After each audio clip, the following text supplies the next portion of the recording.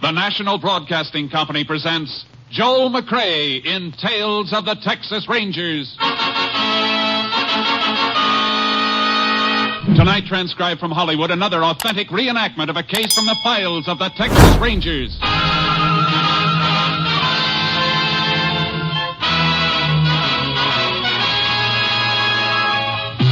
Tales of the Texas Rangers, starring Joel McCrea as Ranger Jace Pearson. Texas, more than 260,000 square miles. And 50 men who make up the most famous and oldest law enforcement body in North America.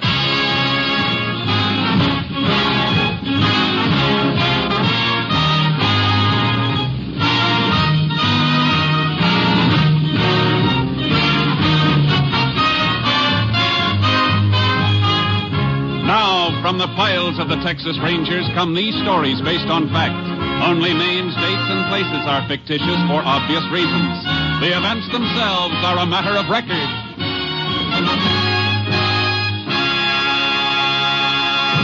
Case for tonight, Soft Touch.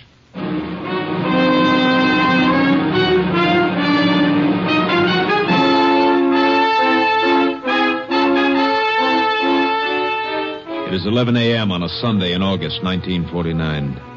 A blue sedan comes to a stop in front of a ranch house 30 miles from the town of Salt Flats, Texas. Come on, kids. This is Grandma's house. Shh, Bill. Let them sleep. We started so early, they're tired. Well, we can't leave them in the car. If we wake them up now, they'll never finish their naps. We'll bring them in a few minutes. Okay. Getting up at 4 a.m. was kind of early, even for them, huh? Hey, look. Pa's painted the windmill. Oh, Bill, I love this place. I wish we didn't live so far away. Yeah. We don't get here often enough. Hey, wonder where the folks are. They usually stand in the middle of the road waiting for us when they know we're bringing the kids for a visit. The door's open. Your mother's probably in the kitchen cooking enough food for a dozen. Yeah. Don't smell anything cooking. Ma? Pa? You home? Maybe they're still at church, Bill. No, they're always back by 10 o'clock. The garage door was closed, too. Pa always leaves it open when he's got the car out. Oh, then they must be in back someplace. Yeah. Hey, Ma? Pa, where are you? I've never known your mother to be any place but in the kitchen, Bill. Yeah, but she doesn't hear so well anymore. Let's take a look. All right. Ma? Nobody here, Judy. Bill, what's that spilled on the floor at the door to the pantry? Huh? Hey, Judy, it looks like blood. Oh, Bill. Ma! Pa! Oh, good Lord. Mom, it's dead. Oh, Bill, honey, come away. Come away.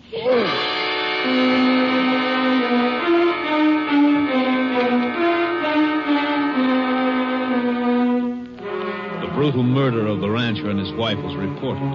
Texas Ranger Jace Pearson was notified by shortwave radio. He reached the ranch house less than 1 hour after the bodies were discovered. I'm sorry to have to ask questions at a time like this, Mr. Ross. It's all right. My kids are asleep in the car, though. Mind if my wife takes them into town? I won't leave you here, Bill. Please, honey, I'll be all right. I don't want the kids to come in here or even know about this. Might be best, ma'am. I'll meet you at the hotel later. All right, honey. Better tell me anything you know, Mr. Ross. Yeah. Well, we drove out from Fort Worth this morning. That's my home now. I'm a commercial artist. This is the first time we've been here in 5 months. Hello, Sheriff. Howdy, Ranger. Your wife told us to come right in, Bill. I sure am sorry. Yeah, it's... Might have known something was wrong when I didn't see your folks at services this morning. They never did miss. You better go on with what you were telling me, Mr. Ross. With nothing else to tell. Judy noticed the blood in the kitchen by the pantry door. Okay. Better take a look at him, Sheriff. All right. Just one thing more, Mr. Ross. Your parents have any enemies you know of? No. Jed and Martha Ross never made an enemy in their whole lives, Ranger. Say, You don't want me to go in there with you, do you? No, it won't be necessary. Just take it easy. Kitchen's here. They took a pretty cruel beating, Ranger. Yeah. No sign of a weapon, though. Here, help me move the old man's body a little, will you? Get easy here. Here. A lot of heavy welts, but beaten to death and then put in here. Blood comes mostly from hemorrhaging, though, not so much from cuts. You'd think a weapon would have cut him up more than that. Unless it was wrapped in something. Only one other thing I can think of. Bare fists. Mm-hmm. Hey, what's this? Let me see. Well, just a little hunk of paper. Yeah, crumpled, too. Piece of a larger sheet. Rest of it must have been torn away. It feels like a good grade of letterhead paper. Mean anything to you? Well, if we find the rest of the paper this came from, no. But if we don't, it could mean plenty. Like what? And the way this is crumpled might have been part of something the old man was hanging on to, and somebody tried to get it away from him. Mm-hmm. I'm going to send this into our lab at Austin. Looks like this happened sometime last night. That's something we'll know when we get an autopsy report.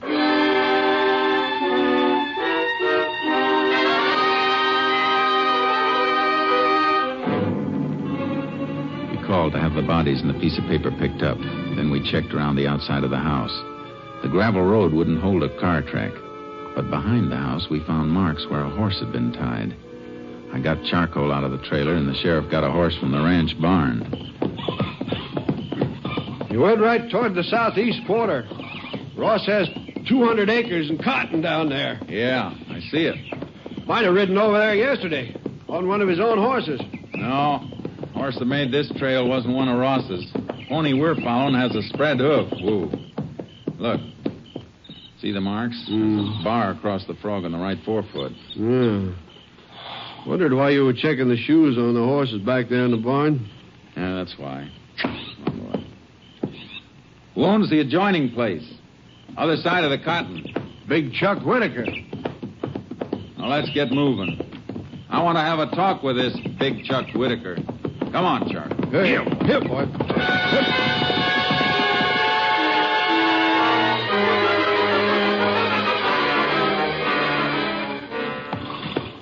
Yeah, I was over there yesterday afternoon, but I didn't kill nobody. Well, that's very interesting, Mr. Whitaker, because we didn't tell you anything about anybody being killed. I know you didn't, Ranger. My phone happens to be on the same party line as the Ross Ranch. I heard their son Bill call when he found him this morning. You make a habit of listening in? I had a call to make. I picked up the phone I heard. Couldn't help it. Now, if you're through asking questions, I'd like to go back to mending this harness. That can wait, Chuck. You're not exactly broken up about losing your neighbors. Ranger, I got troubles enough of my own. Why did you go to Ross's yesterday? What time were you there? In the evening, just before sundown. Ross was fixing to have some crop dusting done again. I wanted to talk to him about it. Oh, about doing the job for him? No, Ranger, the crop dusting plane comes down from Salt Flats. Oh, go ahead, Whitaker. Yeah, the last time Ross dusted a spray he carried over on my place. Some of my cattle watered down near that cotton. Made them sick. Yeah, Ross say he'd watch out for it? Yeah. And that was all? That was all. And I come home. All right, Whitaker. Come on, Sheriff. Go on, Chuck. Yeah. Easy, boy. Here. Here. Hey, wait a minute. Ooh, Chuck. Yeah, Chuck? Yeah, I just thought of something. When I left Ross's place just before dark, a car drove up as I came around the house. Who was in it? Man, that's all I know. You didn't see his face? No. Only thing that makes me think of it was something I noticed. Car wasn't from around here. Oh, how do you know? Well, they had one of them fancy frames around the license plate. You know the things I mean. That got the name of the town stamped on it. Did you notice the stamp? Yeah. Car was from San Antone. San Antone, huh? Thanks. Yeah. Let's go, Sheriff. Get up, Charlie. Hip. Good thing he noticed that car and remembered it. Might be a big help. Yeah. Might be a big lie, too. That man's hard. He just acts hard, Ranger. Kind of sour since his wife ran off with one of his cowhands a few years back. But he don't need no harm. Maybe not. He makes a bad impression. He's liable to send more flowers to Ross' funeral than most anybody around. I've known killers to do that before, too.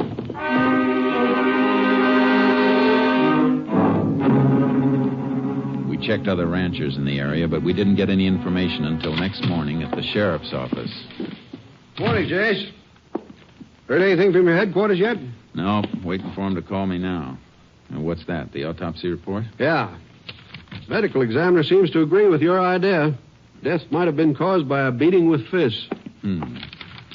Pretty thorough job of beating. You read this? Yeah. Old woman died of a broken neck.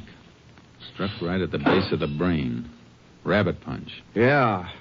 Old man Ross hemorrhaged to death, like you said. Broken jaw, broken nose, ribs smashed in under the heart. Vessels ruptured from being beaten on the kidneys and in the solar plexus. I'd like to get my hands on anybody who'd do that. If you did get your hands on him, you'd have your hands full. Whoever did it was big, and he could hit. Plenty hard and in just the right spots. You still got Chuck Whitaker on your mind? Only because he fits the bill in a few ways. Never hurt nobody before. No, but he's a bitter man. That kind can... Excuse me. Hello? Yes, he's here. Yeah. For you, Jace. Captain Stinson calling long distance. Thanks. Hello, Cap. Hello, Jace. Just got a report on the scrap of paper you sent in. Special type. The paper stock indicates the original sheet was a letterhead printed in the government printing office at Washington. You know which bureau? No, but we're checking. Try and find out if any department there has had any correspondence with Jed Ross recently. That's what we're doing. But don't expect anything in a hurry. I won't. Bye, Jace. Bye, Captain.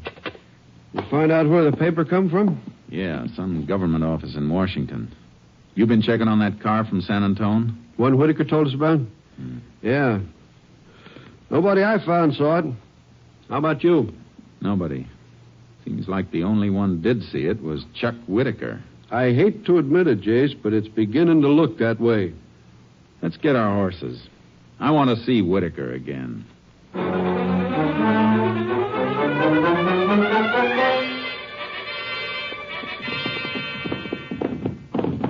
When you've known a man all your life, you hate to think he's a murderer. On the other hand, you hate to see a neighbor get killed, too. Whitaker's telling the truth. He's got nothing to worry about. I feel mighty sorry for young Bill Ross. He was all busted up at the funeral parlor. Tough for him to take it alone, but he made his wife and kids go back to Fort Worth. He the only child? Bill? Yeah. Only one living, that is. Had a sister, Joan. Nice a girl as you'd ever see. What happened to her? She was a Navy nurse. Got killed in the Solomon Islands during the war. Ross has sure had that sheriff trouble, all right. Kind of trouble somebody ought to pay for. Hey, look. There's Whitaker now on a pony coming toward us. Just rode out of the gully. Yeah. Get up, Charky. Up, boy. Oh, boy. You're coming back to see me, huh?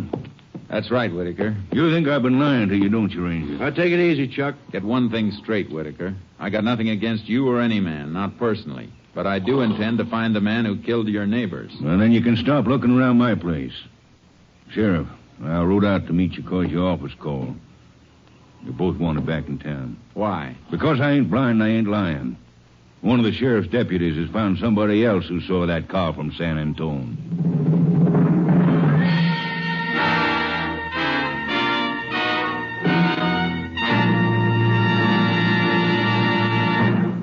You are listening to Tales of the Texas Rangers, starring Joel McCrea as Ranger Jace Pearson.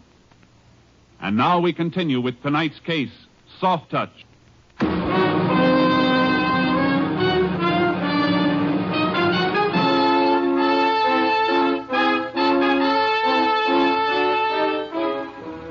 We went back to town and from there to a roadside cafe about 15 miles out the state highway.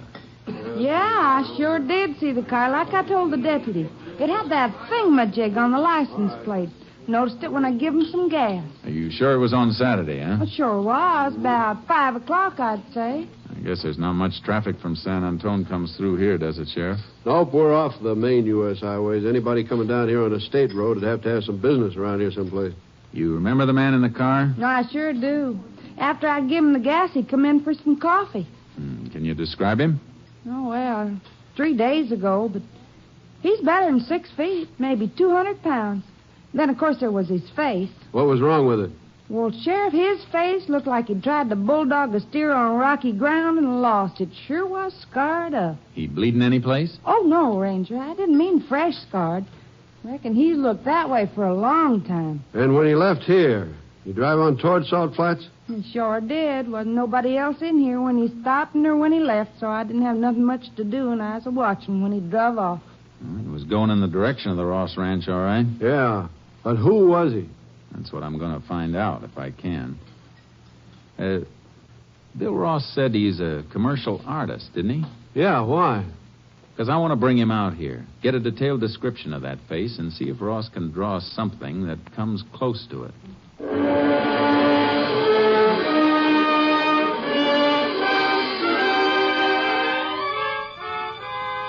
sent for Bill Ross, but before he joined us at the sheriff's office, something else turned up. A long-distance call from Captain Stinson. We found out what that letter from Washington might have been, Jace. Good, Captain. Let's have it. Well, it might have been from the Veterans Administration. Answer to a letter Jed Ross wrote asking if they had any record of a United States Marine named Herbert Walsh. What else? Well, for some reason, Ross wanted to know if there really had been a Herbert Walsh in the Corps, and especially if he'd been wounded and hospitalized in the Solomon Islands. The piece of paper you sent in might have come from the answer the Vets Administration sent to Ross. What was the answer? There's no record of a Herbert Walsh, Jace. Does it fit anything? I don't know, Captain. But the Rosses lost a daughter in the Solomons, a Navy nurse. Oh, Bill Ross just came in with the sheriff. I'll get on it. Bye. Bye, Jace. Ross, does the name Herbert Walsh ring a bell with you? Yes. Yes, Ranger, it does. My father told me about him in a letter 2 months ago. You know who he is? No, I never saw him. Folks wrote that he stopped by the ranch and told him my sister had taken care of him in the Solomons before she got killed. Is that all? No. According to my father's letter, Walsh gave my folks the idea that he and my sister had been very close. Had your sister ever mentioned him in letters to your folks when she was overseas? Well, they couldn't remember, but we were awful fond of my kid sister, Ranger. Anybody who'd known her would have found an open door with my folks. Somebody found one, all right. 2 open. What do you mean? There isn't any Herbert Walsh. What? But my pa gave him some money. When? Did he write to you about that? No, but I've just been going over my father's affairs. In the past 2 months, he loaned Walsh several $100s. I have the canceled checks. Where are the checks? At the lawyer's office on the corner. I want to see where those checks were cashed. Come on. Jace, you figure this Walsh is a phony working the old war buddy racket? Of course he is. But with a new angle. A dead girl. What do you mean? I mean that families of servicemen and women open their hearts too easily to strangers they think might have been close to somebody they loved. You mean Walsh killed my family? Your father must have suspected him. He wrote to Washington and found out Walsh had never been in the Solomons or the Marines. And when Walsh came the last time, your father called his hand with a letter he'd gotten from the VA. Here's the building where the lawyer is.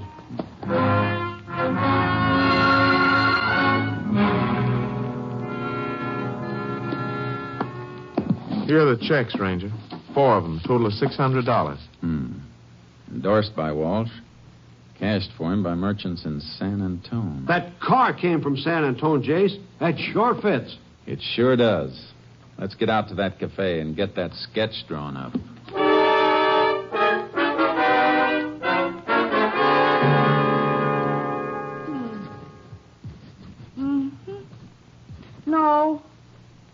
No, it weren't quite like that around the eyes. There was marks around the eyebrows. She means scar tissue. Oh. See, eyes deeper set then. Like this? Oh. Yeah, sure were. The nose didn't come out so far. Had a kind of a dent in the middle. Here. Like that? Hey, that's fine. That's real good. If somebody knew the man, would they recognize him from that? They sure would. That's almost a spitting image, I'd say. Thanks a lot, ma'am. You're sure welcome. I'll take that bill. Thanks again. Come back. Well, he ain't the prettiest fellow I ever saw. I don't know. My folks said that, too. But Walsh told him he'd been in a Jap prison camp, been treated bad. Walsh was lying, if Walsh is his real name. Must have got beat up someplace, Jace. Yeah, and I've got a hunch I know where. What do you think? In a prize ring. The man who killed your folks was a professional fighter. You figuring that just because of his face? And one other thing. Don't forget that autopsy report, Sheriff. That's right. Well, you remarked right then that the fellow who threw those punches knew what he was doing. I'd sure like to get my hands on him. 2 old people and getting at him through my kid sister. Don't think about your own revenge. The law will take care of that. Yeah. But no law can bring them back to life. I'll drop you at the office, Bill. You and the sheriff. I'll be in touch with you later. Where are you going, Jace? Out of your territory. San Antone.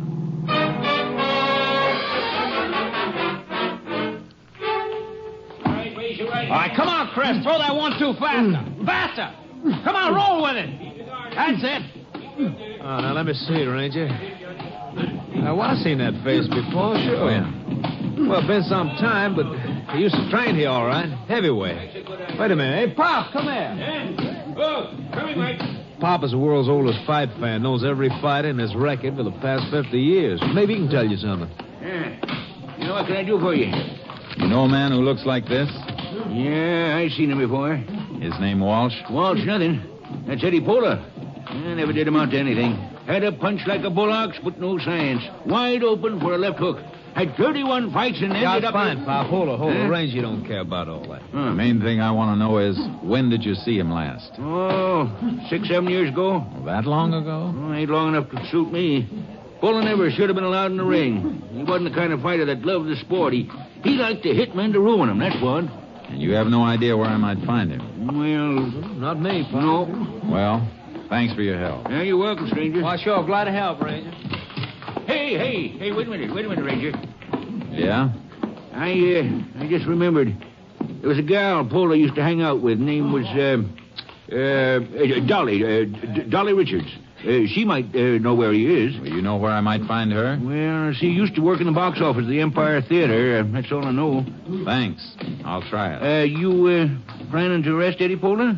That's my plan, all right. Why? Well, don't surprise me none, you understand, but let me give you some advice. Go ahead. Watch yourself in the clinches if you find him, Ranger. He's tougher than 9 miles on paved road. He's bad medicine. And he won't be fighting by the rule books if he knows you want him. Thanks, Pop. I'll be careful. Yeah, being careful ain't enough. Get off first. Remember, he's a sucker for a left hook. If he gets a chance to hit you good, he won't stop till he kills you.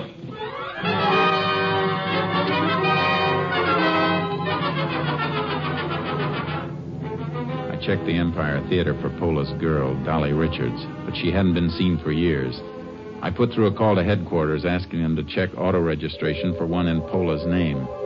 It was late afternoon when Captain Stinson got back to me by phone. The car he was using must have been stolen, Jace. There's nothing registered in that name. You checking for a criminal record on him? Yeah, but there's nothing in this state. We're checking with other states, though. I just sent teletypes off. I'll have to wait a while then. Nothing else you can do, Jace. So long. Hey, wait a minute, Captain. What? Take one more crack at the License Bureau in Austin. See if they have a car registered to Dolly Richards. Dolly Richards? Well, who's she, Jace? Pola's girlfriend? She was. Let's hope the torch is still burning. I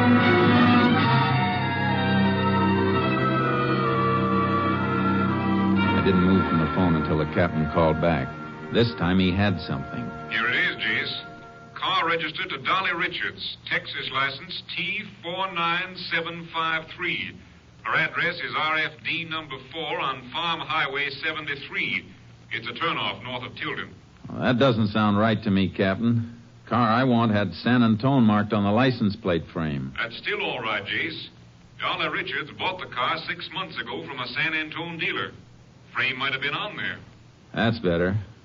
Any out-of-state record on Pola? Not yet. You want to wait another hour or so? No. You can give me word by short wave. I'm heading toward Tilden.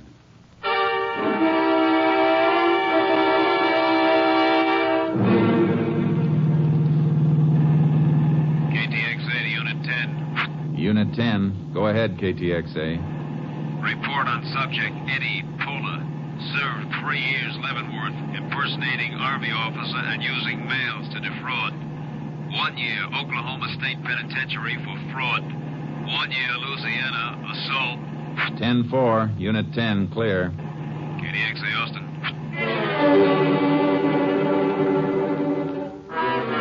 I took the turnoff north of Tilden, headed for the sprawling country ribboned by Farm Highway 73. It was midnight when my headlights picked out the mailbox and the name D. Richard. I left the car on the road and slipped up to the house. It was dark. I knocked. All right, Eddie, all right. Don't blow your top. Not a tired kitty. Pola isn't home, huh? Pola? I don't know anybody with that name. You can save the static, lady. Where was he last Saturday night? He was right here with me. During the late afternoon and evening? You heard her, Ranger. Oh, Eddie, I didn't know you was in. He knocked, and I thought you'd forgot your key. All right, Dolly, shut up. Like we said, Ranger, I was here last Saturday. I know somebody who says you weren't. Described you well enough for this to be drawn. Good likeness, too, Pola. I was here. What are you going to prove with the drawing? I'm not going to prove anything with the drawing. But I'm going to have an eyewitness prove that you were near Salt Flat Saturday when Jed and Martha Ross were murdered. Murdered? Shut up, Dolly. Forget to tell her about that part of it, eh, Pola? Maybe you forgot to tell her about the checks to Herbert Walsh, the Marine the VA never heard of. Where's that letter you ripped out of the old man's hand? All right, Ranger, I'll show you. Come in. Yeah, it's over here, and...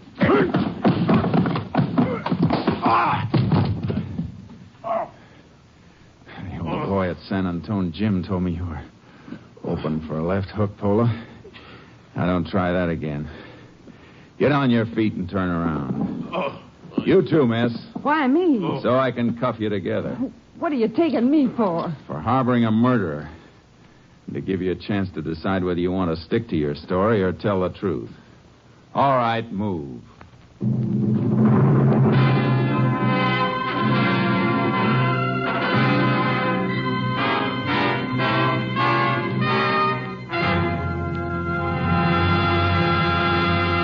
Dolly Richards turned state's evidence against Eddie Pola. Pola was tried, convicted, and sentenced to death in the electric chair.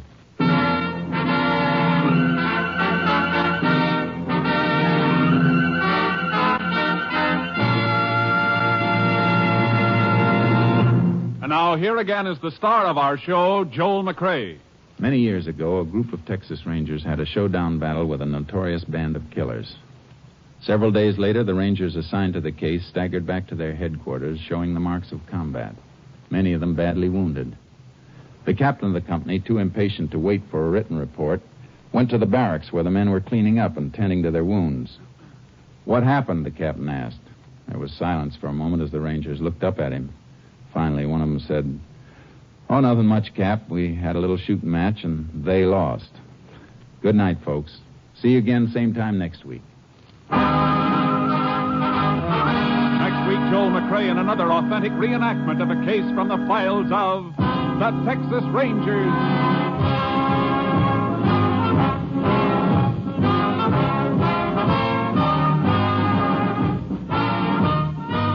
Joel McCrea is currently seen starring in the Universal International Technicolor production Saddle Tramp. Tonight's cast included Tony Barrett, Paul Freese, Mike Barrett, Tom Tully, Bill Johnstone, Byron Kane, and Virginia Gregg.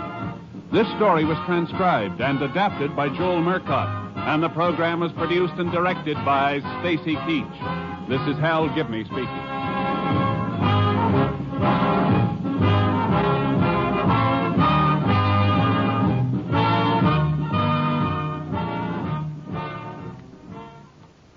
Three chimes mean good times on NBC.